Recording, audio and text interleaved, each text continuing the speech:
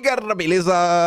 Como é que vocês estão? Meus amigos, hoje, pela terceira vez, estamos aqui para fazer uma viagem ao passado, para tentar compreender melhor o presente e, quem sabe, nos prepararmos melhor para o futuro. Sim, terceira parte do nosso dossiê histórico. Na primeira, falamos do espião brasileiro, algumas coisas que ele fez, fizemos algumas comparações entre 1960 e 2022.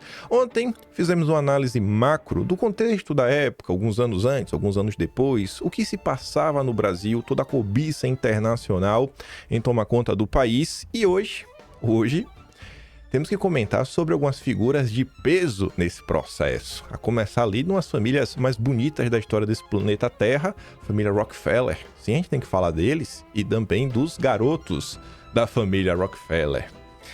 A terceira parte do vídeo de hoje é para tentar trazer um elemento novo, que até então a gente falou muito aí, CIA, Agência de Inteligência Norte-Americana e outros países. Eu tô falando no plural, não é só um. Por mais que a gente estava ali no mundo bipolar, soviéticos versus americanos aí disputando poder, será que só tinha essas duas forças? Será que tinham mais pessoas atuando no Brasil? E no final, a gente tem que falar ainda um pouco mais do embaixador Lincoln Gordon, entrevista que ele deu, disponível lá nos arquivos do Kennedy, onde ele conta um pouquinho, ele fala da importância da Fundação Ford para atingir alguns objetivos no Brasil, cita algumas pessoas do barulho, o que vai acabar nos levando a falar de alguns ex-presidentes do Brasil, mais alinhados à esquerda, que chegaram ao poder após a redemocratização e que fazem parte do chamado Teatro das Tesouras. E vamos lá, que o episódio de hoje até eu acho que vai ser um pouco mais longo do que os dois últimos. Gente, a gente no primeiro fez uma recapitulação, tentando explicar como é que a gente chegou nesse dossiê, né? Grande parte por conta do filme do Walter Moreira Salles, que foi o gatilho. Mas antes desse gatilho, teve toda uma jornada até a gente conhecer algumas figuras. E o ponto-chave aí desse contexto da década de 60 que chamou minha atenção foi a figura do John Watson Foster Dulles, pelo livro que ele escreveu da Bucha. E o nome Dulles chamou minha atenção porque eu conheci o pai dele quando a gente falou do Paulo Freire. Sim. Nesse dossiê 1542, a gente estava discutindo assuntos ligados a questões ambientais, né? Marina Silva, tudo mais. E aí, a partir disso que a gente chega no Paulo Freire. E naquele vídeo, a gente trazia um parágrafo do livro Máfia Verde, do Lourenço Carrasco, do Geraldo Luiz Lino, que falava o seguinte: o CEMI, que é o Conselho Mundial de Igrejas, que é onde o Paulo Freire foi trabalhar quando se exilou no Brasil, enfim, foi criado lá em Oxford, na Inglaterra. O coordenador da conferência, né, Odland, um alto dignatário da Igreja Anglicana, que propôs a criação de uma liga de igrejas para apoiar os propósitos do establishment. Um dos frutos da conferência foi a publicação do livro The Universal Church and the World of Nations, a Igreja Universal e o Mundo das Nações, uma coletânea de artigos cuja proposta central era a necessidade de reordenação das relações internacionais sobre o comando de um governo mundial. O principal foi escrito por Lord Lothian, com um sintomático título, A Influência Demoníaca da Soberania Nacional. Outro artigo, olha quem também estava nesse processo, de autoria do delegado estadunidense John Foster Dulles, argumenta que soberania nacional é uma causa de guerras. Olha só, né? Parece que a turma nunca gostou muito de soberania no país dos outros, né? Foster Dulles. E aí, foi aqui que eu vi o nome do Dulles pela primeira vez. E a gente falava, né, como o CMI apoiou, inclusive, diversos movimentos de esquerda na América Latina. E o livro lá seguia falando que em 52, Rockefeller e Dulles fundaram o Conselho de População. Dulles foi presidente da Fundação Rockefeller. Olha só. Será que tem outras pessoas que vão ser presidente da Fundação Rockefeller, que tem um papel central nos anos 60? Antes de nomeado secretário de Estado pelo Eisenhower, seu irmão, Allen Dulles, tio do John Watson Foster Dulles, foi diretor da CIA até o governo Kennedy, no qual seria demitido após o imbróglio, né, da Baía dos Porcos em Cuba. Na conferência preparatória em Williamsburg, sob os auspícios da Academia Nacional de Ciências, apareceram os antigos agentes do movimento, aí o Lourenço lá e o Geraldo estão combinando várias coisas. Enfim, né? Tá lá a turminha do barulho, e aqui é só a notícia da época mostrando, né, que ele estava lá realmente presente no Conselho Mundial das Igrejas, lá em Amsterdã, a matéria de 1948. Então sim, o Lourenço Carrasco, ele está falando de coisas que podem ser comprovadas. É só ir na Biblioteca Nacional que vocês acham. E aí, na época, eu fiquei naquela, né? Eu falei, rapaz, quer dizer então que tem uma relação entre a família Rockefeller e a família Dulles? Pois bem, um dos órgãos mais atuantes em termos de relações internacionais, né, por parte dos Estados Unidos é o CFR, o famoso Council of Foreign Relations, na tradução, Conselho de Relações Exteriores, que foi fundado, vejam só, pelo Rockefeller, né, óbvio, quem está falando dele, junto com Allen Dulles. Né? Se o irmão, o John, foi presidente da Fundação Rockefeller, o irmão fundaria o CFR. Aí você vê, né? Seus membros incluíram políticos, os membros do CFR, políticos, numerosos secretários de Estado, diretores da CIA, banqueiros, advogados, professores, diretores corporativos, CEOs, figuras importantes da mídia. Um super think tank. Aí comentava, né? A principal nomeação para o CFR, olha só, foi o John Watson, foi o John Foster Dulles. Além de presidir a Fundação Rockefeller, ser secretário de Estado, em determinado momento, ele foi pro CFR. que lindo. Dulles fez um discurso público na Harvard Pratt, na cidade de Washington, na qual anunciou uma nova direção para a política externa de Eisenhower. Uma defesa local que por si possa conter o poderoso poder terrestre do mundo comunista. As defesas locais devem ser reforçadas pela dissuasão adicional do poder de retaliação massivo. Lá vai ele querer garantir a soberania dos outros países, ou não, né? Um dos autores que é referência, e você entende que é referência quando você pega, assim, vários estudos diferentes, nós estamos falando o Dreyfus. Cara, eu fui pegar o livro desse Dreyfus também. Tem coisa, viu? Mas tem coisa. O cara realmente se debruçou para entender o Brasil de uma forma sem igual. Esse livro aqui tem quase, acho que tem 895 páginas.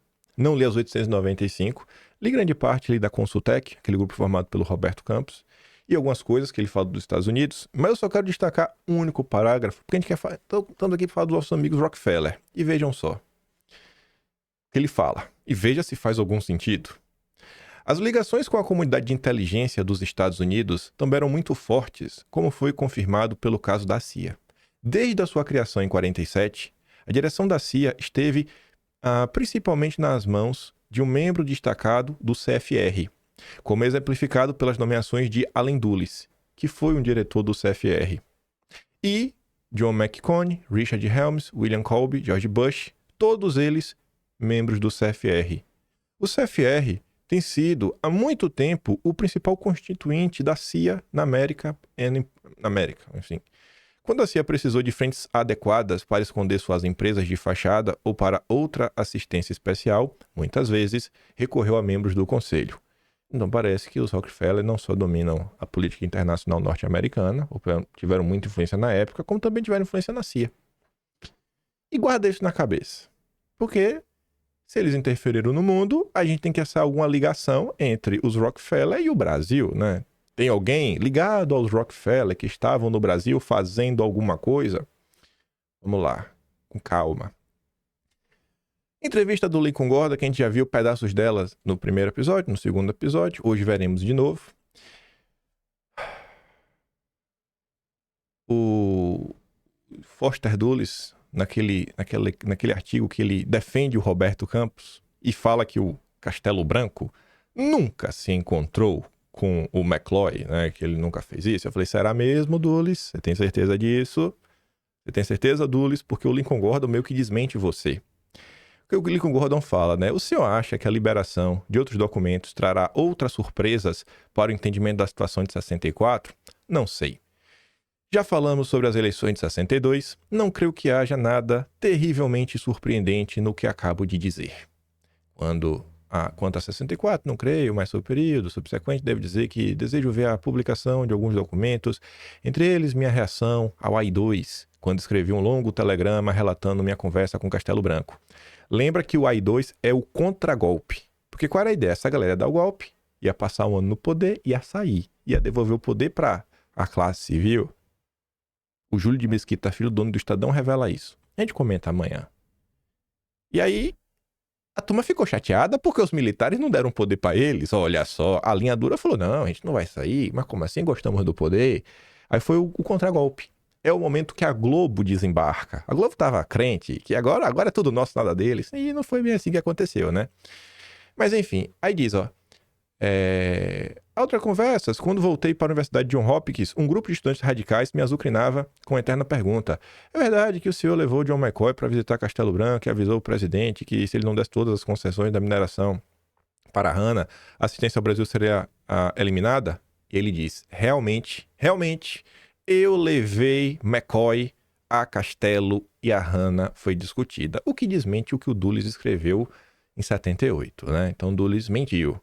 Quem era o McCoy, que estava aí tão envolto nessa confusão toda? Esse livro aqui, ele levou 18 anos para ser escrito. Eu estava estudando sobre esse livro, li grande parte desse livro, do que trata de Brasil. A gente abordou ele antes, é do Gerard Colby e Charlotte Dennett. Foram 18 anos de pesquisa até esse livro ser publicado em 1998. O livro tem quase 1000 páginas também. E aí vejam só. No verão de 49, o governo Truman nomeou Fosdick para uma comissão secreta de investigação sobre a Ásia. Fosdick foi escolhido principalmente por causa da carreira na fundação e os laços com Rockefeller. Só, né? Sempre assim, é um padrão.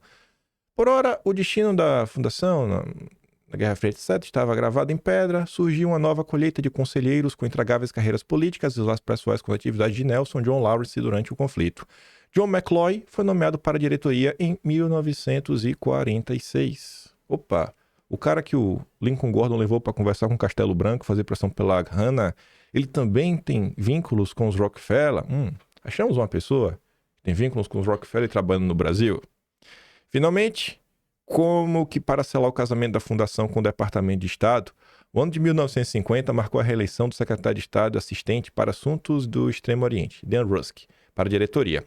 Patrocinador de Rusk, o consultor especial do Departamento de Estado, John Foster Dulles, foi eleito presidente. Então você vê que o Foster Dulles realmente era o homem do Rockefeller. Olhando aqui esse trabalho, né? Think tanks, empresas e a sociedade civil, eles comentam o seguinte: a construção de uma perspectiva legítima. Uma informação. O McCloy, a gente comentou no vídeo ontem, aquela matéria da NACLA expõe isso, por exemplo, e outras notas. O cara aí da Hana, o McCloy, ele foi presidente do Chase Manhattan. Chase Manhattan é o banco dos Rockefeller. Guarda só essa informação. Chase Manhattan é o banco dos Rockefeller. Enfim, aí esse estudo fala sobre o Brasil, a construção de uma perspectiva legítima. Formalmente, o IPES foi fundado como uma organização sem fins lucrativos para dedicar recursos à pesquisa não partidária, educando pessoas, empresas e governo. Nas palavras mais coloridas de um influente economista brasileiro, Roberto Campos, o Bob, um ímpeto das reformas do governo Castelo Branco deveu-se, em parte, ao trabalho anterior de Jorge de Melos Flores e Mário Henrique Simonsen no IPES, que era uma espécie de think-tank criado por Goulart, contra Goulart, né, para arquitetar uma alternativa liberal a loucura socialista de Jango. Não foi criado por Goulart. A tradução, a escrita está errada. Foi criado contra, né? Contra o Goulart. Mas, enfim. TD1 aqui, no caso. A tradução está errada. Aí, esse Jorge Flores, que o Roberto Campos disse que é a peça central para essa mudança de leis no Brasil após 64. Ele falou, o Jorge Flores, o cara é importantíssimo. Estava lá no IPES. Será que os ipesianos tomaram poder? Bom, quando ele faleceu, nos anos 2000, o New York Times publicou uma nota sobre ele. Veja que é um cara importante, né? Foi alvo de notícia internacional. Jorge Oscar de Melo Flores, um empresário que trabalhou nos bastidores para influenciar eventos políticos importantes no Brasil, veio a óbito no Rio de Janeiro, de 88 anos. O senhor Flores era conhecido por fazer com que interesses empresariais apoiassem um golpe militar que depois o presidente João Goulart em 64. Mais tarde, ele formou laços estreitos com Castelo Branco, que é o que o próprio Roberto Campos afirma, por meio de um lobby chamado Instituto Brasileiro de Ação Democrática, que ele formou... Não é aqui a matéria da New York Times está imprecisa. Aqui está falando do IBAD, não foi o IBAD, foi o IPES. É porque eram instituições irmãs que se confundiam onde começava, onde terminava a outra. Mas o Melo Flores é do IPES. Do IPES, não é do IBAD. IBAD é Van Haslocker. Aí, vê só, né? Grave isso daí até então. A gente vai voltar nessa notícia do New York Times.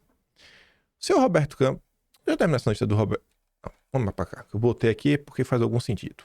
Roberto Campos, em 97, escreveu um texto. A gente já viu ontem ele defendendo o Instituto Hudson. e atacando setores nacionais que defendiam a soberania, chamando de nacional-palhacistas, né, palhaços nacionalistas. Ele fala aqui do Simonsen, quando também faleceu. Voltei a ver Simonsen, quando engenheiro recém-formado, foi analista de projetos na Consultec, entidade que o criara com Lucas Lopes após sair do Ben 1059, entidade que fez o parecer para a Hana Mining poder continuar operando no Brasil. E ele comenta lá várias coisas, que ele se opôs e tudo mais, e aí diz lá, né,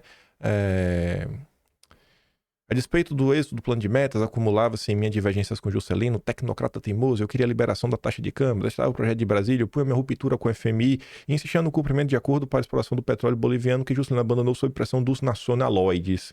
Você vê que o Roberto Campos odeia a turma mais nacionalista, né?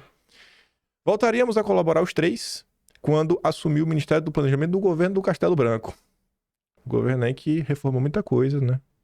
Enfim, é justo dizer que a velocidade reformista do governo Castelo Branco se deveu em parte aos trabalhos prévios de Jorge Melo Flores e do próprio Simonsen no IPES, uma espécie de think tank criado durante o governo Goulart para engenhar uma alternativa liberal à porra louquice socialista de Jango. Aqui é só para confirmar o artigo anterior que a gente acabou de falar. Então você vê que esse Jorge Melo Flores, né, teve um papel central e o Roberto Campos gosta de falar desse cara e reforçar. Mas vamos voltar. Jorge Melo Flores, para além de influenciar o rumo da política e ser um membro do IPES, em 69, ele se tornou presidente das operações bancárias do Chase Manhattan no Brasil, cargo que ocupou até 92. O cara ficou à frente do Banco dos Rockefeller por 23 anos. Em 59, ele fundou a Consultec. Olha! Então o cara do IPES também fundou a Consultec com Roberto Campos. Ah, que é lindo demais, viu? Simonsen, talvez o economista mais influente do Brasil, tornou-se sócio da Consultec, a pedido do Sr. Flores. De certa forma, o Sr. Flores foi um precursor dos banqueiros e economistas que hoje tramitam entre cargos de alto nível nos setores público e privado no Brasil, disse Guilherme Fiuza. Vocês conhecem o Fiuza? Vocês conhecem o jornalista Guilherme Fiuza? Atualmente está na Revista Oeste. O Fiuza que falou, viu? Então, essa é a turma do Bob. Parece que a turma do Bob é a turma do Rockefeller. Vejam só. Augusto Trajano de Azevedo Antunes. É o verdadeiro nome da pessoa. 19 de dezembro de 1995. Ele tomava posse no Conselho de Administração do Chase Manhattan. Quem é Augusto Trajano de Azevedo Antunes? Ele é o fundador do IPES, o grupo que o Jorge Melo Flores também fez parte. E o principal grupo responsável pela propaganda. Se o IBAD era o braço que financiava políticos, o IPES, e também tinha uma atuação na imprensa e trabalhava para a CIA, o IPES também recebia muito dinheiro de fora, muitos empresários ligados a forças transnacionais, mas esse aqui que fazia realmente a pressão para valer.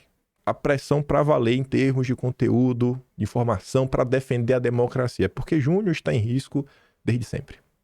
Então ele funda, ele também está na Icome, ele está na Bentley Steel, ele está na Hana Mining, ele foi sócio da Hana, do McLeod, de todo mundo, né? Porque ele estava na frente da companhia Nova Alimense. E ele fundou em novembro de 61, junto com Antônio Galotti, o IPES. Quem é Antônio Galotti? Quem é Antônio Galotti que fundou o IPES? Bom, em 73, quando Augusto Trajano de Azevedo Antunes deixou de ser conselheiro do Chase Manhattan, quem foi nomeado para o lugar dele? Foi o sócio dele, o Antônio Galotti, que fundou o IPES, que o Melo Flores estava lá, que também era da Consultec. Enfim, é a turminha do barulho. Parece que o Rockefeller tinha vários garotos dele no Brasil. O senhor David Rockefeller, chairman do board do Chase Manhattan Bank, convidou o senhor Antônio Galotti, diretor-presidente da Light, para participar do International Advisory Committee desse banco. Anteriormente, o representante brasileiro no comitê era Augusto Trajano de Azevedo Antunes. Sai um, entre o outro. Tá tudo em casa. Ah, Bob! Ah, Bob! Voltando para esse livro tem vários relatos do Roberto Campos sensacionais, mas eu não vou falar muito disso, porque se eu fosse trazer esse vídeo, ia ficar gigantesco.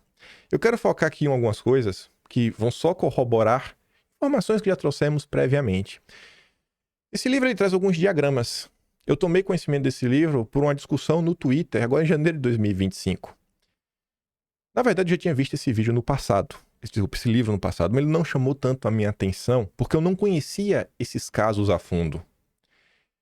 Esse livro que levou 18 anos para ser escrito, ele coloca lá em cima os irmãos Rockefeller e vários braços de atuação deles, em especial no Brasil. E você vai vendo aqui alguns nomes que a gente já viu, como a Bentley Steel, que o Augusto Trajano Azevedo Antunes, né? Tinha conexões.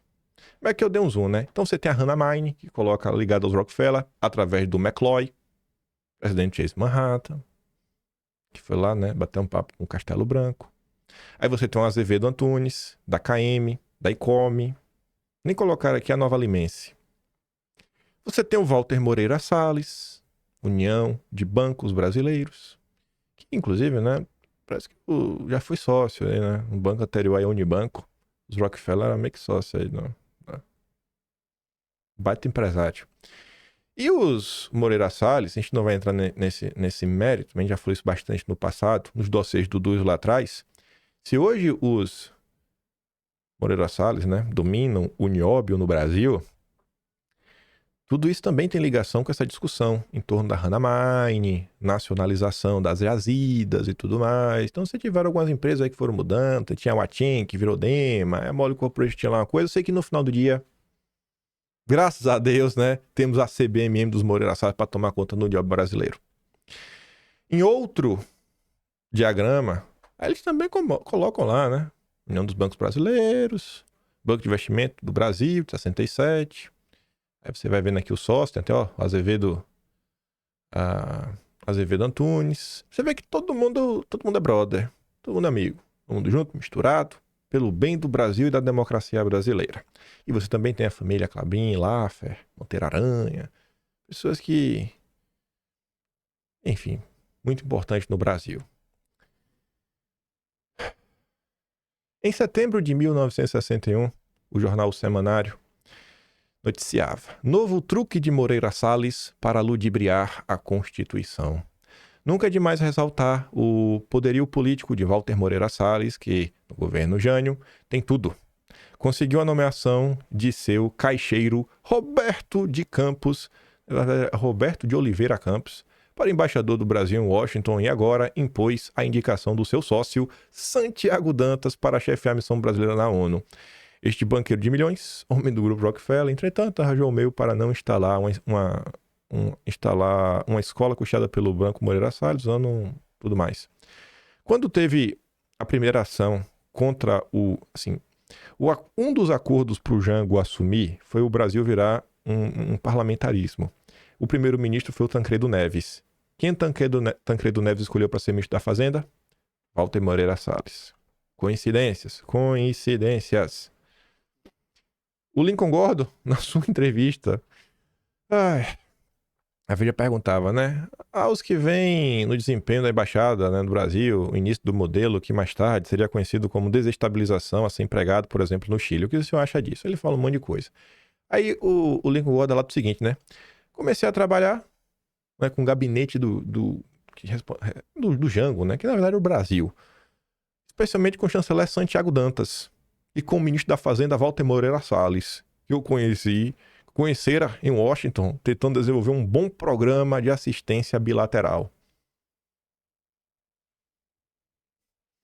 Obrigado, Moreira Salles. Obrigado por salvar o Brasil. Ainda estamos aqui. Ainda estamos aqui. De volta nesse estudo que a gente já viu nos 2 episódios anteriores, a Usia no Brasil de 53 a 64. Seguindo orientações de Nelson Rockefeller, então assessor especial da Casa Branca, Nixon esteve presente no Brasil logo após a posse de Juscelino Kubitschek. No relatório interno, pessoal e confidencial de Rockefeller, que seria enviado a Eisenhower, Juscelino era descrito como um aliado importante dos Estados Unidos pela sua amizade com o Nelson, pela sua inclinação para a abertura do mercado brasileiro para o desenvolvimento econômico. O presidente eleito do Brasil, Juscelino Kubitschek, passou a ser meu amigo. O Rockefeller tinha muitos amigos no Brasil, viu? É incrível. Para a realização das pesquisas, aí fala da questão da McCann-McPherson, isso aqui a gente comentou no vídeo de ontem, que envolve a questão dos trusts, do petróleo e tudo mais. Não vou entrar tanto em detalhes, né? Que foi o que a gente comentou, tudo na época. Enfim.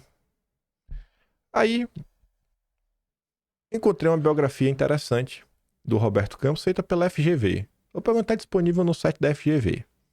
Roberto de Oliveira Campos nasceu em Cuiabá, 17 de abril de 1917, filho de Valdomiro de Oliveira Campos e Honorina de Oliveira Campos. E aí sai contando várias coisas, como por exemplo, Comissão Mista Brasil-Estados Unidos, criação do BNDE. Roberto Campos integrou a assessoria econômica do presidente, participando da elaboração do anteprojeto governamental para a criação da Petrobras, que seria encaminhado ao Congresso em outubro de 1951. Lembrei, peraí. Cadê, ó? Estados Unidos, a UZIA, porque eu coloquei isso aqui de novo. A UZIA, estava lá, tentava moldar a opinião pública. Para o estudo, o desenvolvimento da exploração de petróleo no Brasil, os interesses americanos no Brasil na época, só poderia ser feito pela exploração de empresas privadas americanas, que eram impedidas por um discurso nacionalista com fundo comunista. Como era explorado por reportagens da época em jornais brasileiros como o Estadão, Estadão, Diário de Notícias, no relatório da UZIA, eram usadas como referência notícias publicadas em jornais do Globo, Jornal do Brasil, Diário Carioca. Beleza. E a gente viu que teve sim, a CP dos Rockefeller mostrou dinheiro a rodo entrando para tentar moldar o debate público, sabotar a campanha do petróleo é nosso. Aí, se liga, Roberto Campos estava lá, anteprojeto, criação da Petrobras. O projeto previa uma empresa mista, sob controle majoritário do Estado, mas viria a sofrer modificações no legislativo até adotar monopólio estatal. Então esse interesse aí de ter uma parceria, sabe, empresas privadas, americanas, o caminho que o Roberto Campos defendia levava meio que aquele caminho, né? Curioso, né? E o Roberto Campos foi contra a campanha do petróleo é nosso. 100% aliado, técnico, 100% técnico. Em julho de 44, Roberto Campos também entregou a delegação brasileira à Conferência de Bretton Woods. Aqui criou o FMI, o Banco Mundial, né, o BID. Lá estava ele, ao lado do Gooding, que também era contra a campanha do petróleo é nosso. Roberto Campos defende a organização de companhias mistas, em que os capitais estrangeiros participassem por meio de empréstimos aleatórios, que hoje chama de capitais de risco, isto é, só reembolsáveis em caso de sucesso do empreendimento. Por essa razão, tornou-se o principal alvo da campanha nacionalista, acusado de ser representante dos trusts petrolíferos americanos. Jamais. O Bob nunca ia ajudar os Rockefeller, rapaz. Os Rockefeller são os grandes donos da indústria petrolífera americana. O BNDES chegaria a declarar 2 empresas habilitadas a pleitear a concessão, porém, diante da amplitude alcançada pela campanha nacionalista, o governo retrocedeu, deixando a questão em suspenso até 63. Neste ano seria criada a Petrobras Internacional, que deteria o monopólio das operações petrolíferas do Brasil no exterior, ficando sem efeito a ata de Raboré. Bob, perdeu de novo, né? Por isso que tinha raiva dos nacionalistas. Após a posse de Jânio, Bob foi convidado a assumir a Embaixada do Brasil na República Federal da Alemanha, missão que recusou. Tendo apoiado Jânio em sua campanha eleitoral, afastara-se do novo chefe da nação em virtude da política externa independente adotada por seu governo. O Bob queria ser vassalo do Biden, igual o Lula. Ficou com inveja. Bob. Bob apoiou o movimento, argumentando, né, o de 64, que Goulart preparava um golpe, né? Tudo mais. Estes, segundo ele, seriam violados de qualquer maneira, né? Assim, de forma que a oposição à revolução não ajudaria o Brasil a manter intactos os procedimentos constitucionais. Estes, segundo eles, seriam violados de qualquer maneira, e a escolha possível estaria entre uma revolução centrista de classe média e a manutenção de Goulart no poder através de um golpe. Entre a direção reformista, os mentores da política econômica do governo determinaram a criação de mecanismos para financiar o aumento da produção através do estímulo à poupança interna, investimento estrangeiro. Esses objetivos consubstanciaram na Lei da Reforma Bancária, número 4.728 de julho de 65, que regulamentou o mercado de capitais. Ainda em 64, reformulou-se a Lei de Remessas de Lucro, aprovada no governo Goulart, passando a conceder ao capital estrangeiro um tratamento extremamente favorável. Foi baixado uma instrução em janeiro de 65 para garantir às empresas estrangeiras o fácil acesso ao mercado externo de créditos. Isso aqui tudo, né, é uma biografia do Bob. É a atuação do Bob, grande Bob, sempre aliado às forças internacionais para salvar a democracia. E veja que esse âmbito aí de fluxo de dinheiro internacional tá na rotina do dia, né, na lista do dia do Bob há muito tempo. Veja essa matéria de 1952. Legislação sobre capital estrangeiro. Quem é que estava lá para tentar salvar os amigos Rockefeller? A comissão composta pelos senhores Luiz Simões Lopes, Walter Moreira Salles, Fernando Cadaval, nomeada para estudar a recente legislação sobre capital estrangeiro, transferiu sua missão a uma subcomissão que está custando os senhores Roberto Campos, Sidway Ladimer e Evaldo alguma coisa Mota, enfim, né? Óbvio, o Roberto Campos ele é um cara importante, né? Tá ali, representando o Ministério das Relações Exteriores. Ah, Bob. Ah, Bob. Quem não te conhece, que te compre, Bob. Ah, Bob Fields. Grande, combatente. Ah, ídolo dos liberais brasileiros. Aí o governo, em determinado momento, né, depois de 64, criou algo chamado PAEG, que é Plano de Ação Econômica do Governo. E o Roberto Campos teve um papel central nisso daí. Tanto que está na biografia dele, né? Os setores nacionalistas acusavam a política financeira do PAEG de redundar na compra por empresas estrangeiras a preços alvitantes das empresas brasileiras, asfixiadas pelas restrições de crédito. Quebre as empresas nacionais para ficar barato para BlackRock comprar. Pelo visto, isso não é uma prática nova, né, de tempos atuais. Pelo visto, o que a FHC fez também não é algo novo. Segundo Jorge André Feitcher, a chamada desnacionalização da economia tornou-se, a partir de 66, uma alternativa corriqueira para setores industriais que julgavam extremamente insuficientes os mecanismos compensatórios introduzidos pelas autoridades. Talvez foi de propósito. A exploração de minérios fora igualmente objeto de intensa polêmica durante o governo Goulart, especialmente no tocante à participação de capitais estrangeiros. Em julho de 64, Castelo Branco aprovou a exposição de motivos do ministro de Minas e Energia, Mauro Tibau, que esboçava a política para o setor.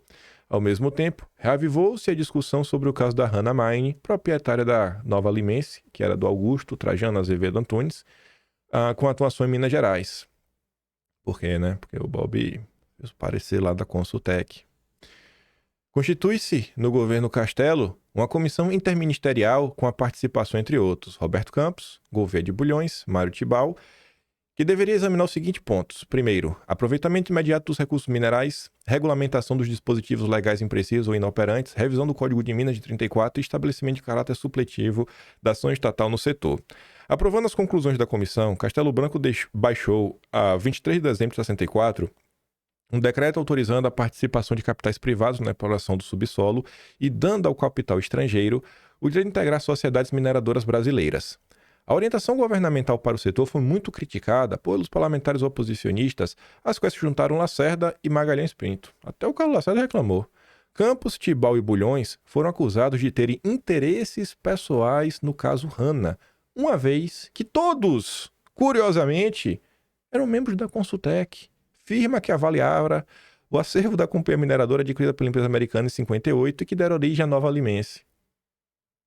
Ah, Bob, você cruza e você cabeceia, Bob. Bob, você cruza e cabeceia? Você é uma lenda, Bob. Você é liberal, meu. Você curte. Afastado de qualquer atividade em 3 meses por força de... Esse aqui é um caso engraçado, né? Aqui é só uma polêmica que tá na biografia dele. A gente já tá falando, né? Afastado de qualquer atividade em 3 meses por força de um infarto resultante da campanha eleitoral de janeiro de 83, viu-se reaberta a publicidade do episódio que foi esfaqueado. O semanário carioca O Pasquim publicou em 2 edições consecutivas longa entrevista com Marisa Tupinambá, pionista e ex-funcionária da Embaixada Brasileira em Paris, que anunciava o lançamento do livro Minha Vida com o Embaixador Roberto Campos, na qual fazia revelações sobre a vida privada e pública do senador. A autora, então com 28 anos, alegava ter sido sua companheira por 12 anos, considerando-se habilitada a reivindicar direitos de concubina, movera contra ele um processo na Justiça de Família. Além disso, Campos, que segundo o general Otávio Costa, em depoimento no livro A Volta aos Quartéis, Memória Militar sobre a Abertura, nos meios oficiais tinha fama de mulherengo. Teria usado Marisa em atividades irregulares como intermediação de empréstimos e tráfico de influência. Ah, o Bob nunca faria isso. Tráfico de influência, Bob? Aqui é fake news, certeza. Por fim, Marisa afirmava ter sido a responsável pelos ferimentos em campo durante a briga quando discutiam a separação. Às vésperas do lançamento do livro, o senador internado para tratar de problemas circulatórios moveu uma ação na justiça contra a autora, a editora Alfa Ômega e o Pasquim, exigindo a suspensão da publicação do livro e da publicidade. Voltando um pouco no tempo, rebobina aí. Eu deixei para cá porque vai fazer um pouco mais sentido. Instalada a comissão mista em 51, passou a fazer parte de seu grupo conselheiros técnicos. Só gente técnica, 100% técnica.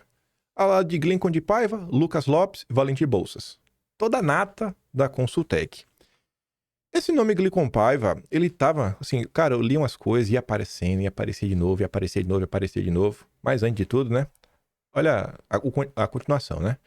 Em setembro, o governo brasileiro concluiu em Washington um acordo de cooperação financeira com a Exim Bank e o BIRD para o financiamento do Plano Nacional de Reaparelhamento Econômico, também conhecido como Plano Laffer, nome do ministro da Fazenda, Horácio Laffer. Só rapidinho aqui, né? Só rapidinho, quem tá falando aqui do Horácio Laffer, só voltar aqui no ponto, sem querer ser chato. Você vê aqui, né, o diagrama dos Rockefeller, quem que aparece aqui, se não o Horácio Laffer. Mas deixa isso daí quieto. Esse Glincoln de Paiva aparecia em vários momentos. Eu falei, cara, eu tenho que ir atrás desse rapaz aqui para tentar descobrir alguma coisa. E descobri. Em uma tese de mestrado da Daniele Moraes Gaspar, de 2012, os documentários do IPES e a campanha ideológica, as práticas audiovisuais e a preparação do golpe de 64. Sobre o Glincoln Paiva, eu achei o seguinte. O que se coloca é que havia um empenho maciço em se agrupar para conscientizar. 5 anos após o golpe, Glincoln Paiva define em circular para os membros do IPES, intitulada Achegas à Ação Psicológica, o que para o Instituto conscientizar a opinião pública significava convencer ao indivíduo da rua que a responsabilidade do Brasil e de seu futuro depende principalmente dele, de seu comportamento como produtor, como consumidor, como pai responsável, cidadão ordeiro, cabe-lhe associar-se, aplaudir o governo dele, discordar democraticamente, protestar, reivindicar, mas participar sempre. Mostrar-lhe que, quando sente e se emociona, associa e surge, marcha da família, campeonatos internacionais de futebol, etc. A marcha da família foi 100%, gente, manipulada e foi criada pela turma do IPES, né? Então a turma estava preocupada com ação psicológica. Como influenciar? Você faz seu julgamento de método se era bom, se era ruim. Enfim, a autora da tese, a Daniele, ela fala, mostrando, documentando aqui, ó. Achegas à ação psicológica. Tá aqui o texto, lá no anexo 1 do artigo dela. Continuando, eu fiquei lendo lá nesse artigo, eu falei, isso aqui é interessante. Tem outro anexo. O IPES e a governança paralela. Aí, esse é o título que ela dá, né? Aí tá ali, o IPES foi oficialmente criado 2 de fevereiro de 62, fala um monte de coisa, tudo mais, pipipi. Tem uma informação bem curiosa aqui, a gente deve tratar um pouco mais amanhã. Sabe o Golbery, que o pessoal até fala que é o responsável por criar a esquerda permitida no Brasil, no caso o Lula? O Golbery, que assumiu o SNI, Serviço Nacional de Inteligência de Informações, né? Que é a inteligência do Brasil. O Golbery, ele estava no IPES. Ele era diretor do Serviço de Pesquisa e Informação. Curioso. Enfim, confiou ao Golbery a formação de um serviço de pesquisa e informação que em pouco tempo secretamente se firmou no Brasil inteiro. Isso se demonstrou a existência de um sistema de forças de golpe. Foi assim possível conceber estratégias e táticas para enfrentá-los. Esse aqui é um documento oficial do IPES. Desencadeou o IPES um sistema de divulgação da matéria democrática em toda a imprensa falada e escrita. Seus membros empresários produziram centenas de artigos publicados, acompanhou o IPES em movimentos políticos, participou de propaganda eleitoral e trouxe oradores de toda a parte para a televisão, motivando fortemente a nação. Fortemente o plano deles, né? Os caras realmente tinham um braço de propaganda. Subsidiou o movimento católico operário, ensejou a criação da CAND, a Campanha da Mulher Democrática, até o fantástico episódio da Marcha da Família por Deus e pela Liberdade. Então, se você acha, e eu acho que tem que ser muito inocente, que 1 milhão e tanto de pessoas foram às ruas, assim, num chamado totalmente orgânico, aleatório, gente, não vamos ser inocentes, né? Sempre tem alguém espertinho. Você pode julgar se foi necessário, se não foi, se foi bom, se foi ruim. O que eu tô falando é o seguinte, cara, orgânico não foi. Orgânico não foi. O Brasil estaria pior se não tivesse 64? Estaria melhor? Você faz. Isso aí eu não vou entrar nesse mérito. O ponto aqui é o seguinte. Olha que muitos dos eventos que aconteceram no Brasil tinha muita gente por trás. Muita gente por trás. Muita gente. Gente aí que até hoje, né, é tida como grandes heróis. Que eu não sei se são tão heróis assim. Dificilmente se encontra ainda hoje no acervo de fundamentos da legislação posterior a 64.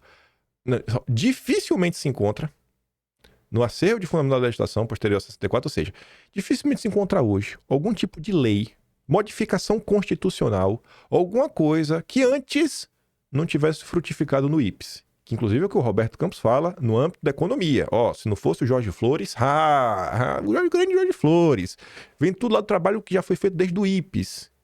Então os caras que estão ali fomentando todo o ocorrido são os caras que modificaram todas as legislações do Brasil.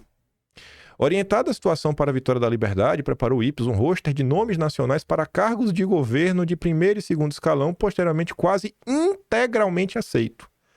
A turma que era a favor da deposição do Jango, que era parceira dos Rockefeller, eles não só modificaram as leis, como fizeram a lista de quem tinha que assumir cargos, e a lista foi basicamente integralmente aceita. Vitoriosa Revolução de 31, inúmeros colaboradores do IPES foram convocados pelo Castelo Branco para constituir o governo. O Serviço de Informações do IPES transformou-se no SNI, sob a direção do próprio general Golbery. O órgão logo depois foi declarado de utilidade pública. Essas linhas de lembrete foram escritas para encaminhar o notável estudo do grupo capitaneado por Assis Ribeiro. Também destacar o papel dos empresários que desde o início arcaram com a principal componente das empresas do IPES para que se deem conta da obra que permitiram fosse realizada. Tomem conhecimento do estado de coisas e admitam ações futuras que as circunstâncias vão impor. 30 de julho de 1985, Clico de Paiva.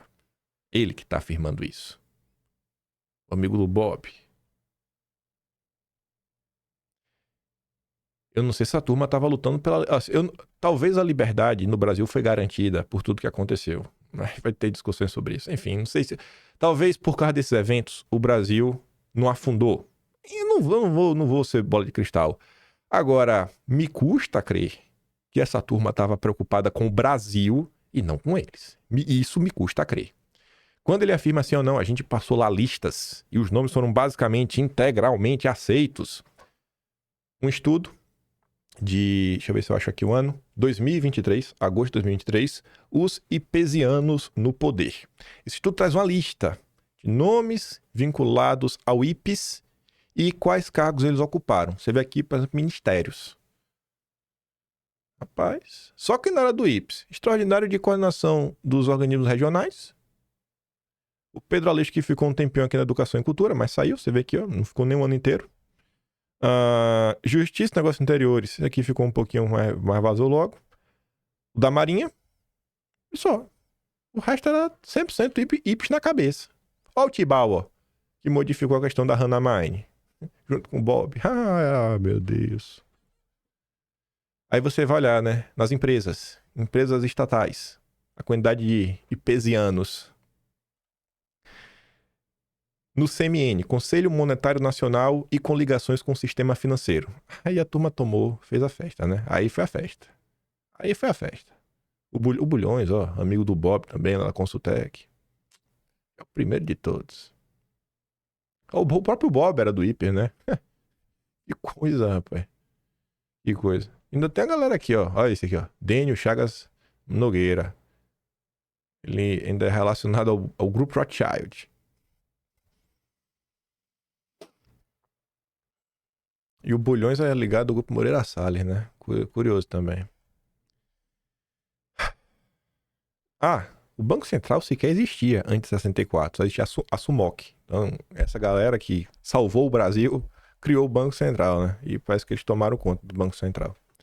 Líderes do IPES nas empresas estatais federais. Aí tá ali. Pequena lista. E eu fico nessa, né? Falo, rapaz...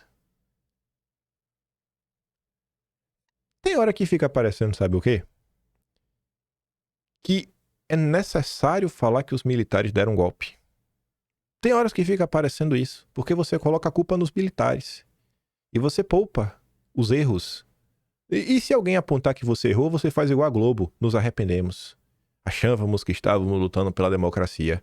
Será que foi um golpe militar que aconteceu em 31 de março de 64? Ou foi um golpe liberal? Porque são pessoas ligadas, assim, à raiz do liberalismo brasileiro. Pessoas que têm vínculos internacionais, assim, provados por A mais B, com famílias como os Rockefeller. Pessoas que tinham parcerias abertas com empresas norte-americanas, grandes empresas, grandes trusts, em grandes áreas diferentes, e que uma vez tomaram poder, modificaram inclusive a legislação para favorecer esses grupos. Quem que realmente tomou o poder no Brasil após 64? Quem que realmente tomou o poder? Obviamente os militares também tinham poder, então estavam na presidência da República, concordavam em parte, e nem tudo saiu do jeito que se planejava, né? Tiveram governos diferentes, o pessoal comenta muito o governo Geisel, o governo Médici, enfim. O que eu sei é que temos que agradecer hoje, que ainda estamos aqui, né? Ainda estou aqui, graças a toda essa turma. Eles salvaram o Brasil. E se até aqui a gente falou bastante dos Estados Unidos e as outras nações, será que tinha mais alguém no Brasil? E sim, tem. Antes de falar dos soviéticos, essa matéria aqui eu não encontrei, gente, nenhuma referência no Brasil. Dei uma pesquisada, procurei, tentei olhar, não achei. E essa matéria aqui é extremamente interessante porque lida com documentos oficiais que estão disponíveis no Arquivo Nacional da Inglaterra. As matérias em português que eu achei apenas se referem assim, as matérias de 2021. Reino Unido decide desclassificar inúmeros documentos. Dentre eles, existem documentos que se referem ao Brasil, mas ninguém foi lá para olhar. E tá ali. A mão oculta da Grã-Bretanha no golpe de Estado do Brasil em 64. O Reino Unido desempenhou um papel secreto. Rapaz, que viagem é essa, pai? Vejam só, né? Mas enfim. Essa matéria, ela se baseia em 3 documentos. Eu não tenho esses documentos, porque esses documentos eles não foram digitalizados. Então, se você está de passagem por Londres, visite o Arquivo Nacional, bata aquele print e revele 3 documentos inéditos para o Brasil. Está aqui o nome, a referência, o nome do documento, de quando esse documento se refere. Esse primeiro aqui é o Information Research Department, Brasil. Referência FCO 168/1099. A data, 1º de janeiro de 64 a 31 de dezembro de 64. Enfim, está aqui nos Arquivos Nacional que a referência no departamento, né, OAB 3181/8/64, arquivos públicos, enfim, esse é um dos documentos. Esse dos documentos, Brasil, Report of IRD Work, Implication of Change of Government and Revolution. Tá ali. Um documento também que vai de 1º de janeiro de 64 a 31 de dezembro de 65. E o terceiro documento, enfim, tá falando especificamente do IPES, né? IPES, Instituto de Pesquisa, né? Que seria, não. Instituto Político de Estudos Sociais. Acho que é assim o IPES. Enfim, agora tô na dúvida agora. Tá ali também o documento, você pode dar um bizu, né? Mas vamos lá. Instituto de Pesquisas e Estudos Sociais, é mesmo, o IPES. O IRD seria mais ou menos o equivalente à USIA, né? Agência Norte-Americana de Informação. Mas também seria meio que um braço também do Serviço Secreto. Enfim, o Information Research Department, IRD, vamos chamar de IRD a partir de agora, uma unidade do Escritório de Relações Exteriores, que atuou como braço secreto de propaganda da Grã-Bretanha durante a Guerra Fria, também estava ativo no Brasil. A mão oculta da Grã-Bretanha no poder, por meio de seu apoio a ditadores-chave. Em 62, um engenheiro brasileiro chamado Glicon de Paiva, acho um da UIPS, olha o Glicon de Paiva que a gente acabou de falar dele. Ah, Glicon! Embora o IPES se apresentasse como instituto educacional, seu objetivo real era organizar a oposição a Goulart e manter dossiês sobre qualquer um que Paiva considerasse o inimigo. O IPES era intimamente ligado à elite militar, política e empresarial do Brasil. Com o Golbery como seu chefe de gabinete, a organização compilou 400 mil arquivos sobre inimigos da esquerda do Brasil, cultivou acesso de informantes e fez propaganda contra o governo. Até aqui, meio que a opinião do jornalista que escreveu a nota. Arquivos recentemente desclassificados detalham o apoio britânico ao IPES. Em 6 de fevereiro de 62, um oficial de campo do IRD, e ele dá o nome do oficial, Robert Evans, descreveu.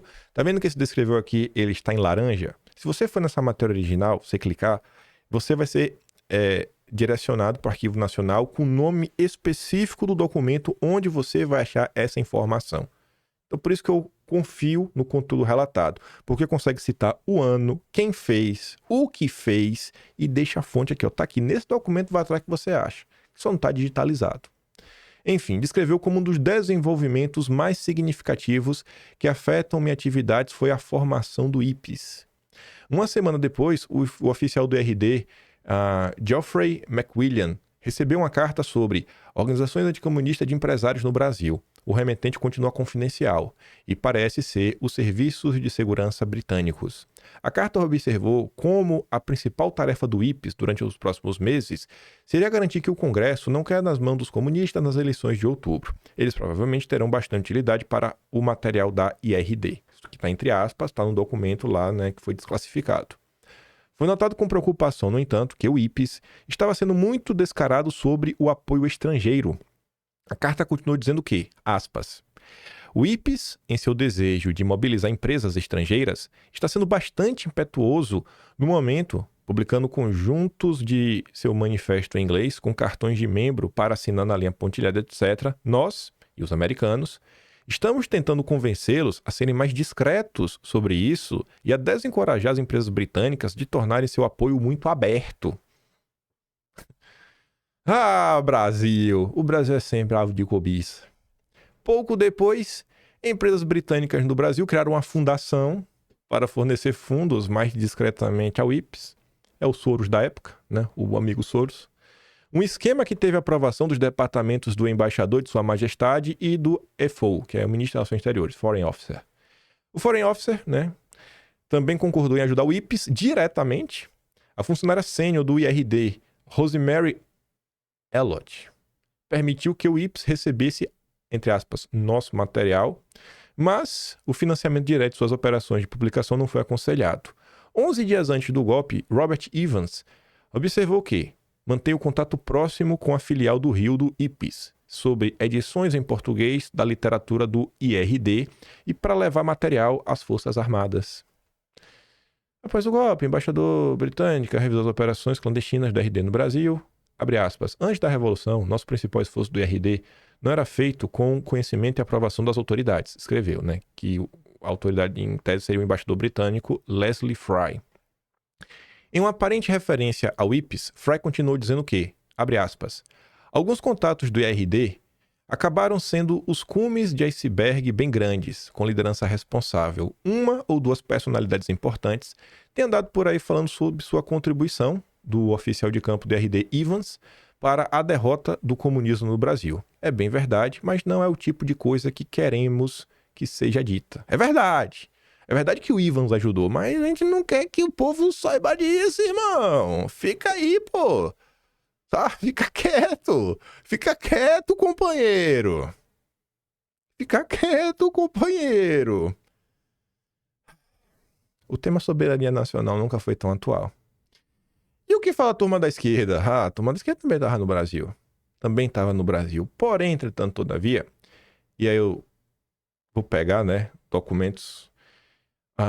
e que isso aqui eu acho que não reflete a totalidade da esquerda. Por quê? Esse livro aqui, 1964, Elo Perdido, ele vai nos arquivos da Tchecoslováquia, da antiga Tchecoslováquia. Não significa que no Brasil só tinha a Tchecoslováquia representando os soviéticos. Às vezes pode ter outras divisões. Isso eu não tenho essa informação, mas eu acho muito difícil que só tivesse aí a turma da Tchecoslováquia. O que é que esse livro aborda? Tem umas coisas curiosas. Ele tem um capítulo que vai diretamente no ponto 64. Os acontecimentos de 31 de março a 1º de abril de 64 foram uma surpresa total para o serviço de inteligência tchecoslováquio, assim como a já descrita desconspiração do oficial do serviço de inteligência e a detenção de seu colaborador Mané, jornalista da CTK Strafelda. Enfim. Então, assim, primeiro momento, a turma sequer sabia que estava tendo um golpe. A turma não tinha nenhuma ideia do que estava acontecendo. Estava tudo de boca aberta. E esse livro aqui, ele é prefaciado pelo professor Olavo de Carvalho. Perguntava-se, como é possível que a residentura no Rio, tão elogiada, não fosse nada antes? Porque ainda, em 2 de abril de 64, relatou que a posição de Goulart era forte. E isso não é tudo. No dia seguinte, a residentura questionou a vitória da reação. Somente em 5 de abril, o registro da residentura expressa a suposição que os militares aproximam-se cada vez mais ao fascismo. Aí vai estar outras coisas. Aí um documento lá de 11 de maio.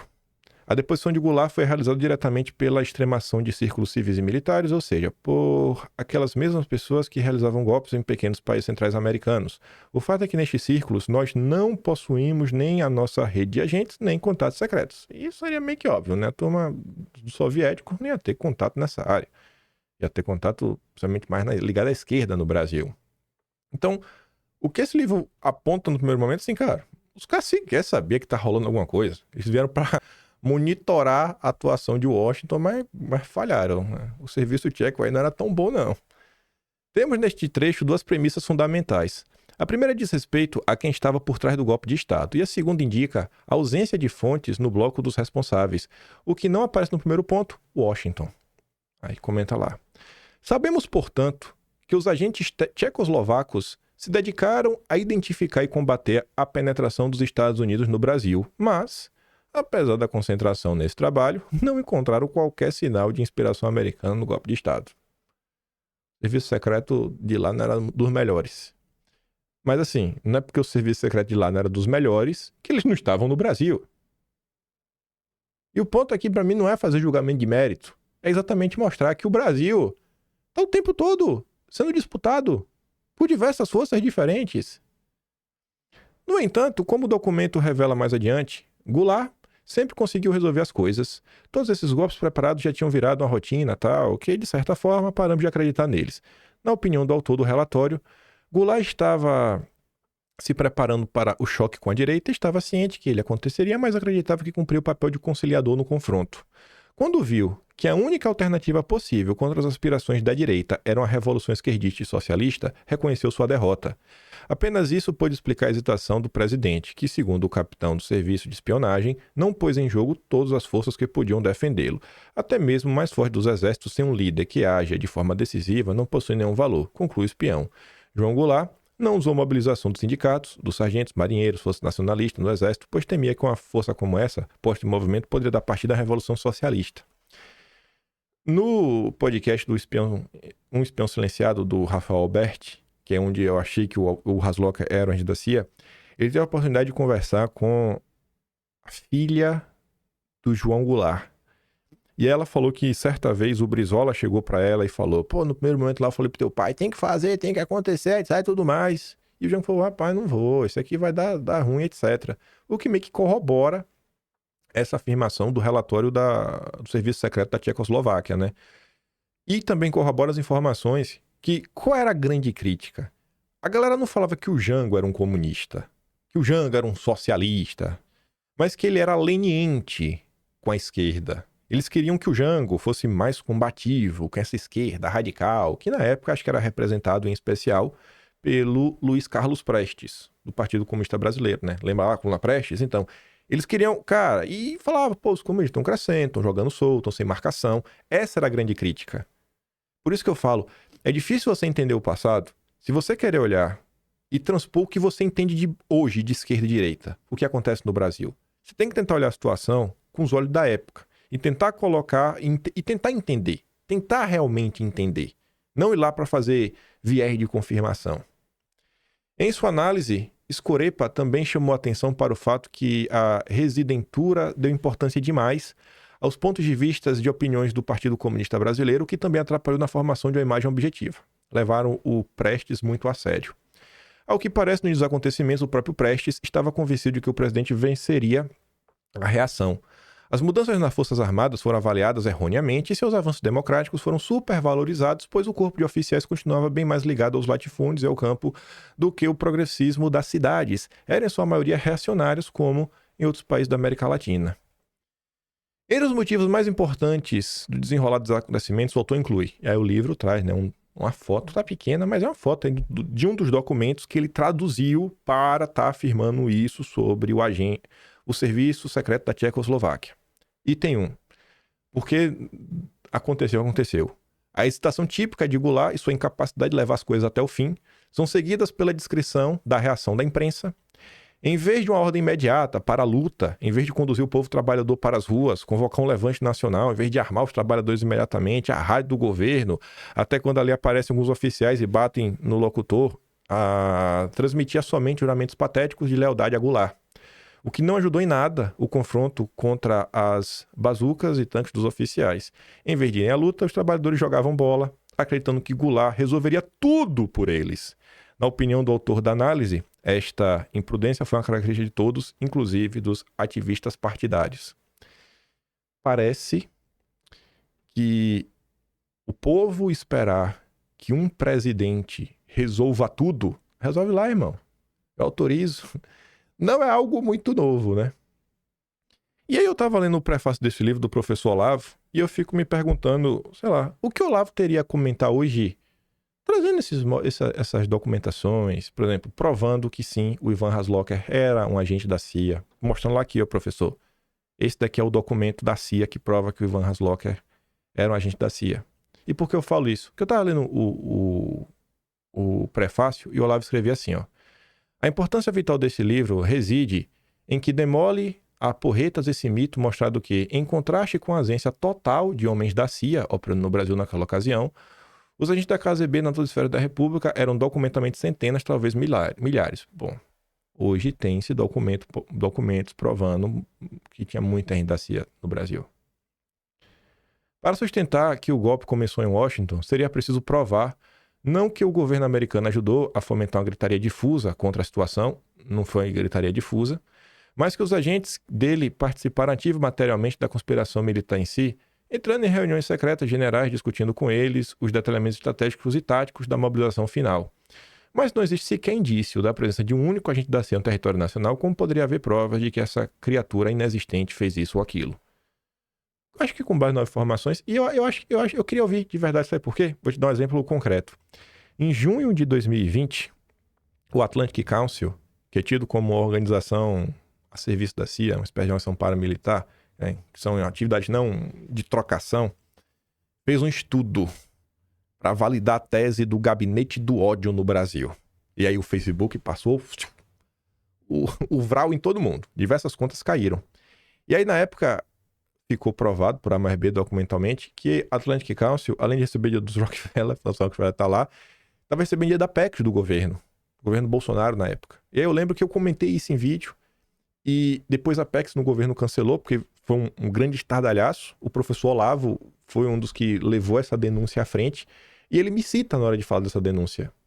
Então assim, eu fico pensando, né? Se o professor tivesse vivo hoje, comentando, né, mostrando esses documentos novos, qual seria a opinião dele, a nova leitura que ele faria de todos esses casos? Qual seria a nova leitura de Olavo de Carvalho diante mais informações? Que às vezes na época, em 2017, faltavam, né?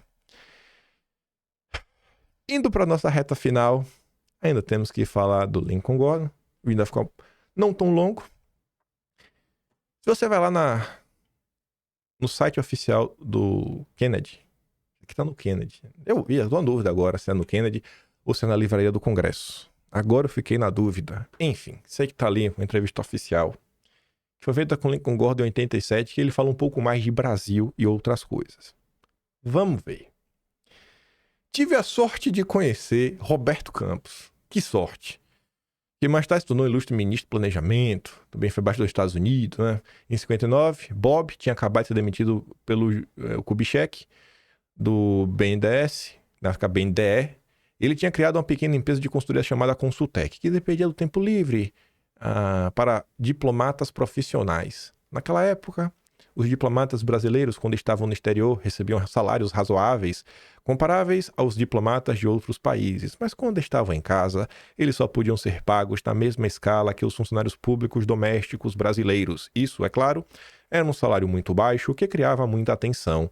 Eles resolveram esse problema limitando o tempo de trabalho no Ministério das Relações Exteriores a 6 horas por dia e encorajando os diplomatas a assumir empregos de meio período à tarde, desde que não houvesse conflito de interesses. A Consultec era composta pelos melhores diplomatas brasileiros com treinamento econômico especial. Eles tinham outra política sábia, da qual o próprio Bob se beneficiou. Fiz um contrato em nome da Harvard com a Consultec e comecei a trabalhar no prédio de pesquisa. Então você vê que o Lincoln Gordon e o Bob eram amigos de longa data. O Bob é demais, cara. Demais. Algum dia depois, houve uma grande festa na casa de Walter Moreira Salles, um importante banqueiro brasileiro que havia sido seu embaixador em Washington durante os anos do Eisenhower, que era Dulles no poder, né, como medida das relações exteriores. Eu o conheci porque, trabalhando no meu projeto de pesquisa, precisei de alguns materiais da Embaixada Brasileira e ele gentilmente me convidou para almoçar algumas vezes com alguns de seus funcionários, então formamos um relacionamento pessoal cordial. Sua festa foi realizada em uma casa elegante, um dos principais banqueiros do país, muito rico. Todas as principais pessoas da nossa delegação estavam lá, junto com vários brasileiros importantes, assim por diante. Eu conheci muitas frações deles durante minhas viagens de pesquisa em 59 e 1960, e isso foi notado. Isso aqui é o Lincoln Gordon contando a vida dele antes de ser embaixador no Brasil. Ele é nomeado em 61. Aniversário de... Apertei voltar. Na véspera da nossa partida de Cambridge para essa viagem, recebi um telefonema de Marcílio Marques Moreira. Então, Marcílio Marques Moreira, braço direito do embaixador brasileiro, que por coincidência é atual embaixador brasileiro em Washington. Ele era então uma espécie de assessor executivo do embaixador Walter Moreira Salles. Ele disse, Walter e eu ouvimos, Valtinho do churrasquinho. Com certeza eu vou começar a gostar de churrasco. Valtinho do churrasquinho. Já pensou Moreira Salles, ó? Girando os espetos, fazendo uma picanha. Ave Maria.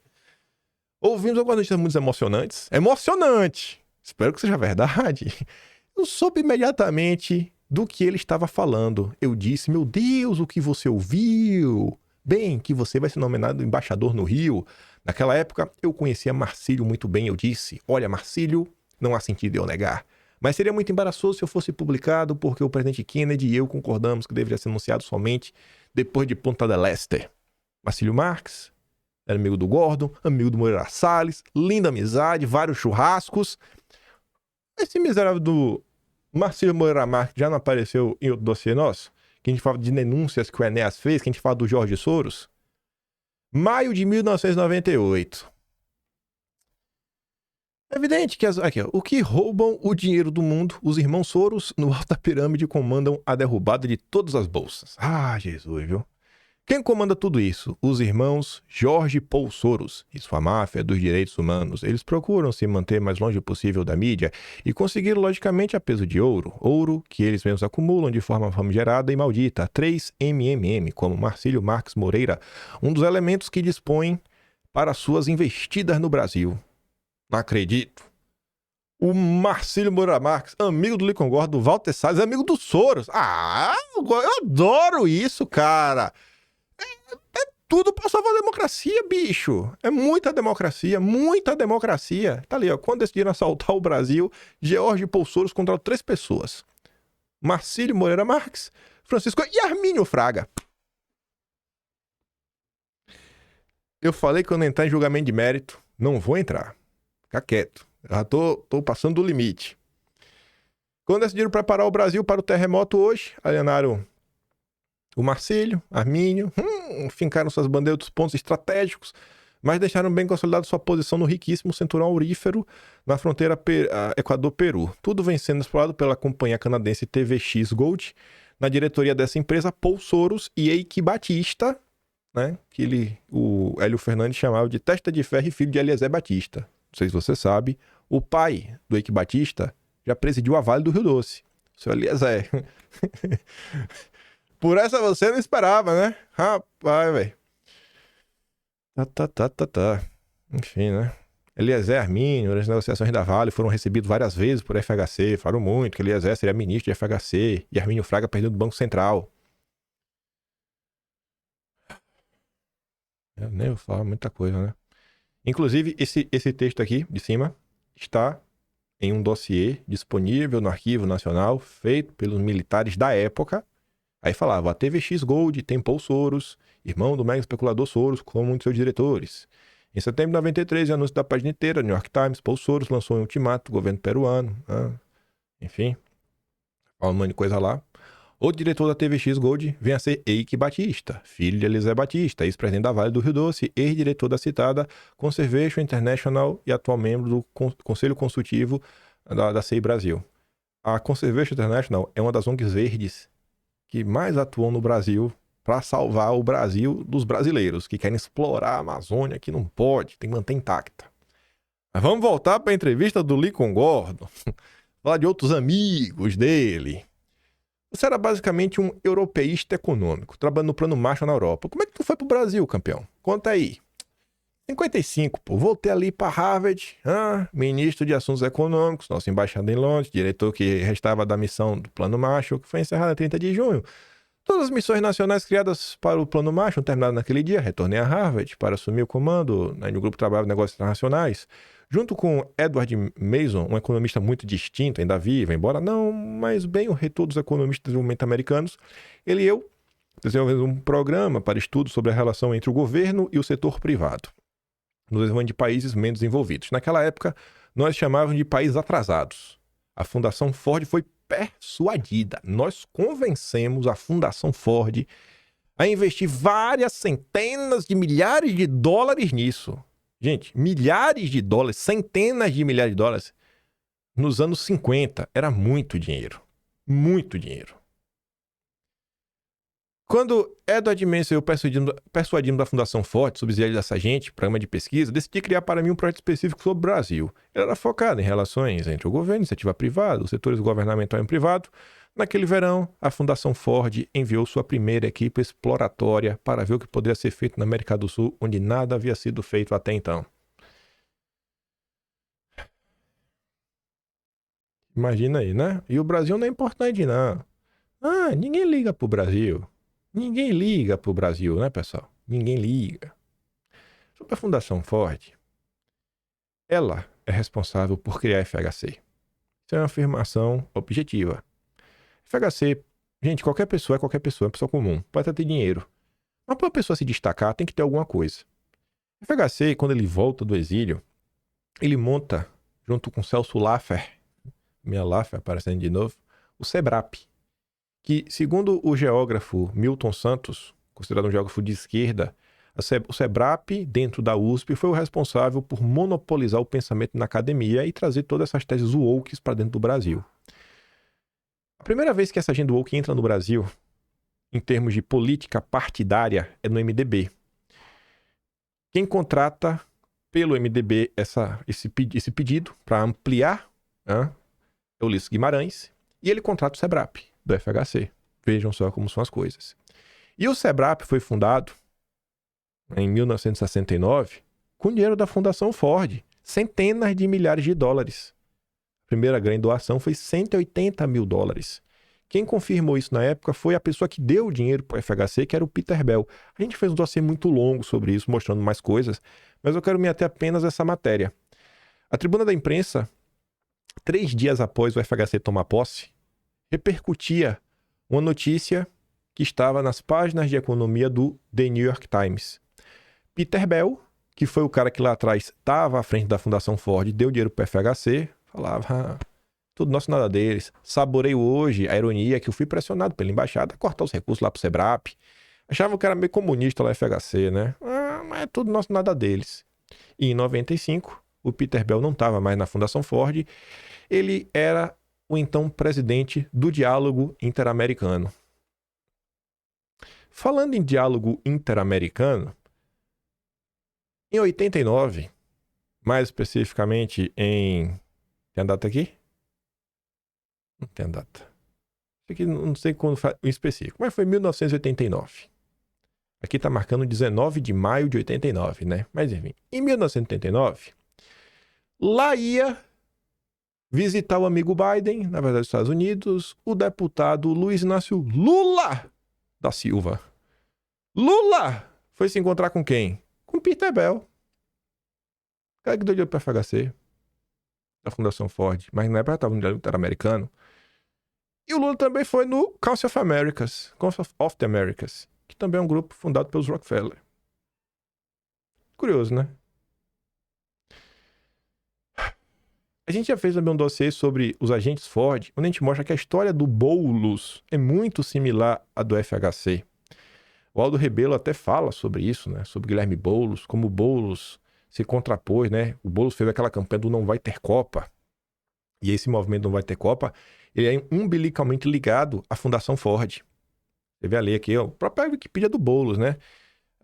Ele voltou a ter visibilidade na mobilização contra a questão da Copa do Mundo. Não vai ter Copa, não vai ter Copa, não vai ter Copa. Aqui é só um dos documentos que a gente trouxe na época, né? Que tá aqui, ó. A Assembleia Ação para Garantir Direitos e Manifestações Populares. Sua concepção foi originada na reunião da Ford Foundation Copa do Mundo, em Paz Soluções. Lá estava a Fundação Ford e a turma do Boulos. Mas voltando. Vamos voltar para a gente chegar dos nossos finalmente. A entrevista do Lincoln Gordon. Isso aqui acho que é a penúltima. A elaboração do capítulo para a Força Tarefa desenvolveu em minha mente um senso de interesse pessoal em jogo na Aliança para o Progresso. Então, conforme as nomeações foram feitas para a administração, descobri que eu conhecia quase todo mundo. Eu estava no Brasil, Al Rusk, Jim Rusk, que eu trabalhei durante os dias de Plano Marshall. Ele também tentou me persuadir para ir à Fundação Rockefeller, quando ele era presidente de lá. A gente fechou o vídeo falando que a gente falou no início, né? Os meninos do Rockefeller. Eu não queria mudar para Nova York, então recusei, mas somente após uma discussão muito cordial. McNamara, eu conhecia porque ele tinha conexões próximas com a Harvard Business School. O McNamara era o secretário de Defesa quando teve o 31 de março de 64. E o nosso grande McNamara, para você ver como essa dança das cadeiras é muito linda, ele veio ao Brasil. Essa matéria aqui é de 26 de setembro de 1982, está lá em cima pequenininho, Correio Brasiliense. Roberto McNamara, ex-secretário de Estado norte-americano, ex-presidente do Banco Mundial, sim, ele também ocupou o Banco Mundial, não está propriamente desempregado. Para deixar o Banco Mundial, assumiu a diretoria da Fundação Ford e foi nessa condição que ele veio no Brasil na semana passada por uma série de contatos que iam desde assessores do Delfim Neto até o suplente de senador Fernando Henrique Cardoso. O FHC era tão importante que mesmo suplente ia conversar com Roberto. Roberto, o que você quer falar com o FHC, Roberto? 21 de setembro de 82. O escritório da Fundação Ford no Rio ofereceu um jantar no domingo a um grupo de brasileiros que se reuniu em torno de um conselho da Fundação. Não, é o Roberto. Lá vai o Roberto. Roberto conversou muito com o suplente senador FHC, muito. Com tanta gente para conversar, tinha que ser com o FHC, né? Durante a conversa, insistiu em ouvir opiniões sobre dois problemas brasileiros. A dívida, como o Brasil vai resolver, e a sequência política eleitoral, o que ocorrera depois das eleições de novembro. E o McNamara, em 82, também quis saber qual a imagem que os brasileiros têm hoje dos Estados Unidos. O sociólogo Fernando Henrique Cardoso disse que tal problema já não preocupa mais como há 20 anos. Tudo nosso, nada deles, né? Ainda estou aqui. Graças a Deus, né? Ninguém se preocupava mais. Porque o brasileiro não lembra de sua própria história. O brasileiro não conhece a sua própria história. Se Grã-Bretanha estava no Brasil, se a Tchecoslováquia estava no Brasil, se os Estados Unidos estavam no Brasil, quem mais não está no Brasil? Hoje não se fala muito de um país lá na Ásia e como esse país se expande no mundo através da nova Rota da Seda? Até quando o Brasil vai ser um alvo fácil de forças transnacionais? No que depender dos garotos do Rockefeller, né? Parece que vão seguir aí firme e forte, com o apoio da Fundação Ford que está no Brasil até hoje. Enfim, amanhã temos a nossa quarta parte. Não vou falar que é a quarta e última, que vai que no futuro próximo surge um complemento, parte 5, 6, 7, 8, não sei, tem muito assunto para comentar. Mas amanhã a gente vai se debruçar um pouco mais sobre a CPI do IBAD, falar sobre o IPES, falar sobre a imprensa brasileira, pessoas específicas da imprensa, grandes nomes, que estão aí até hoje e que parece que fingem, né? Que não fizeram o que eles fizeram no passado. Por hora é isso. Se gosta do meu trabalhinho, quiser dar um pouco mais, passa no meu canal, tem um botão de valeu, tem um peito na descrição e tem um Atlas brasileiro, onde, além de a gente acompanhar tudo que se passa no Brasil nos dias de hoje, a gente vai registrar tudo isso em livro, com todos os links possíveis, necessários, para a história do Brasil não ser perdida e que se passar 20 anos, a gente não se perca, né? Perca o fio da história e, mais uma vez, seja tapeado.